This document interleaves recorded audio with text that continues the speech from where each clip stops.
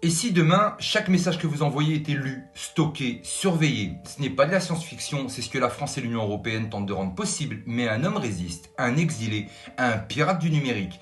Pavel Durov, fondateur de Telegram, refuse de plier, et ça dérange beaucoup.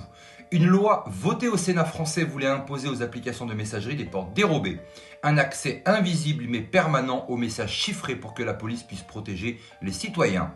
Mais derrière la promesse de sécurité se cache une tentative autoritaire. Ce n'est pas une première, l'Europe a déjà activé son bras armé numérique avec le Digital Service Act.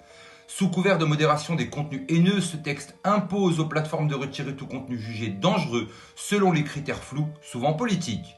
Et pendant qu'on parle de lutter contre la désinformation, on interdit purement et simplement certains médias.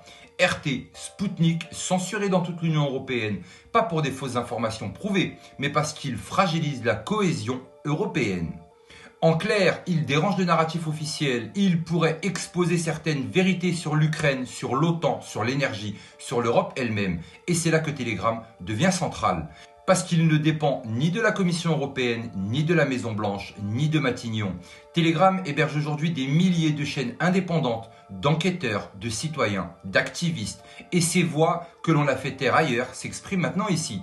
Pas d'algorithme de censure, pas de label gouvernemental de vérification, pas de modérateur sous contrat avec l'État.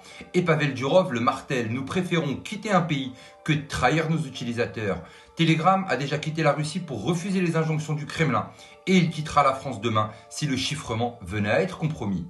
Ce qu'ils craignent vraiment, ce n'est pas la drogue ni le terrorisme, c'est la perte du contrôle du récit. Les élites ne supportent plus que les citoyens puissent avoir une information non filtrée, que des documents fuités puissent circuler sans validation, que des vidéos sortent en temps réel sur les émeutes, les abus, les opérations cachées. En Europe, le narratif est verrouillé, mais aux États-Unis, la parole, elle, commence à se délier. Des parlementaires dénoncent la collaboration entre la Maison-Blanche et les géants du web pour censurer les citoyens. Des journalistes indépendants comme ceux des Twitter Files révèlent les alliances toxiques entre gouvernements et plateformes. Se vent de liberté, l'Europe veut l'empêcher d'atteindre ses frontières. Elle préfère interdire, bloquer, désindexer. Mais Telegram, c'est le trou dans la digue. C'est la ligne de front entre un Internet libre et un Internet surveillé. Si demain Telegram plie, il n'y aura plus de refuge, plus de messages sûrs, plus d'informations alternatives. Et ce n'est pas un fantasme. Le DSA est en vigueur, le projet Protect UE avance, la France a failli interdire le chiffrement et déjà certains rêvent d'un Internet certifié conforme par l'État.